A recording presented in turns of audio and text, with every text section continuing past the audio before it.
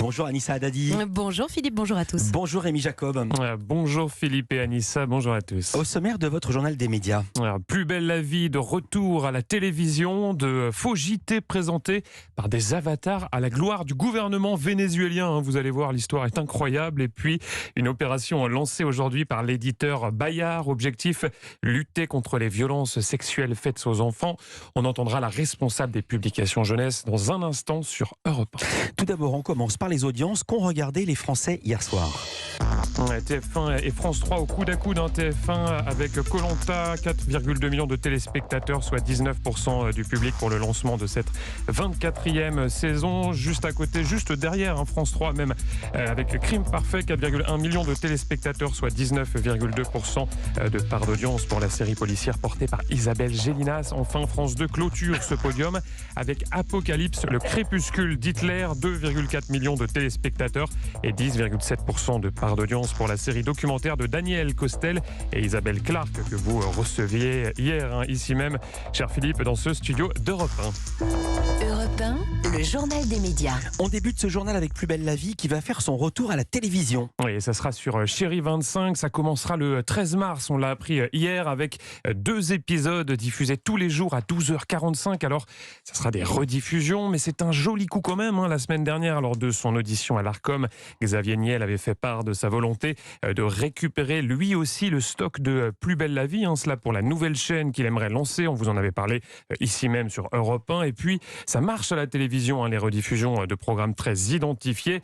Un seul exemple, la série Mongeville, qui cartonne en ce moment sur C8, après avoir fait Les Belles Heures de France 3. Le palmarès de la cérémonie des lauriers de l'audiovisuel, on le connaît. Oui, c'est une cérémonie qui récompense le meilleur de l'audiovisuel. Alors, le prix du documentaire a été attribué à C'était la guerre d'Algérie, réalisé par Georges-Marc Benamou et diffusé l'an passé sur France 2. Dans la catégorie fiction, le prix revient aux Enfants des Justes. C'est un téléfilm diffusé lui aussi sur France 2 et qui avait connu un gros succès d'audience. Un téléfilm réalisé par Fabien Antoniente. À noter également que Stéphane Bern a remporté le Laurier d'Or du professionnel de l'année. Notre camarade Stéphane Bern, que vous pouvez évidemment retrouver tout à l'heure à 16h sur Europe 1 avec toute la bande d'Historiquement Vôtre. On va parler maintenant d'intelligence artificielle avec des faux journaux télévisés destinés à faire de la propagande pour le gouvernement vénézuélien. Oui, l'histoire est assez incroyable et ce sont nos confrères espagnols du quotidien El País qui la racontent. Ça concerne des JT que l'on retrouve sur YouTube. Alors, au premier coup d'œil, rien d'anormal. Vous avez un homme debout dans un décor de studio télé. L'émission s'appelle House of News et le présentateur parle de l'actualité de manière plutôt classique. Écoutez ce très court extrait, je vous le traduis juste après. We wanted to find out if Venezuela is really as destroyed as the media have claimed for years.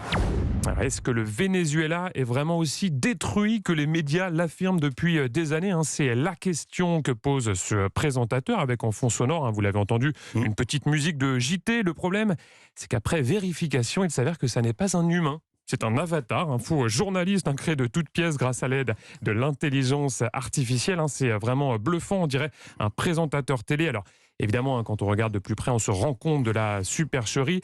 Et tout cela est au service, évidemment, de la désinformation. L'objectif, c'est de véhiculer de fausses informations redorant le blason du Venezuela. Dans ce JT, on nous dit, par exemple, que l'économie du pays est en plein essor, ce qui est absolument faux. À noter que ces vidéos ont connu un très gros succès sur les réseaux sociaux.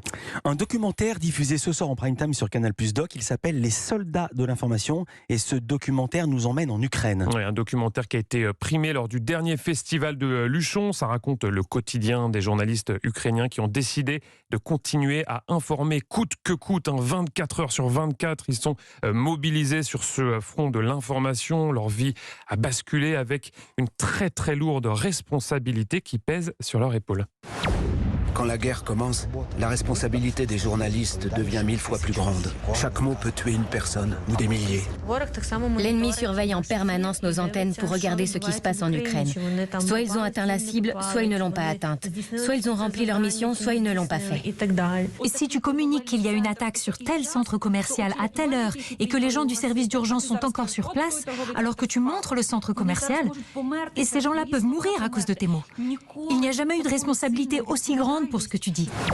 Alors le réalisateur, c'est Laurent Jaoui. Il est marié à une journaliste ukrainienne, une présentatrice, elle très populaire dans son pays. C'est un peu la Anne-Sophie Lapix locale. Elle a écrit ce documentaire avec son mari. Ce sont ses collègues que l'on filme, des soldats de l'information qui sont profondément marqués par ce conflit. C'est ce que confie Laurent Jaoui. Il est au micro d'Europe 1 Culture Média. On peut penser que les journalistes sont des gens qui ont l'habitude de vivre des événements graves et qui se sont un peu blindés comme un chirurgien. En fait, cette guerre, elle les a touchés dans leur intimité. Leur famille était touchée, etc. Et on voit que eux-mêmes aussi sont transformés et touchés profondément. On est vraiment dans leur intimité. On s'aperçoit de cette transformation et c'est des gens que je trouve vraiment héroïques. Je pense que quand on voit le film, on s'attache énormément à eux et à ce qu'ils peuvent vivre.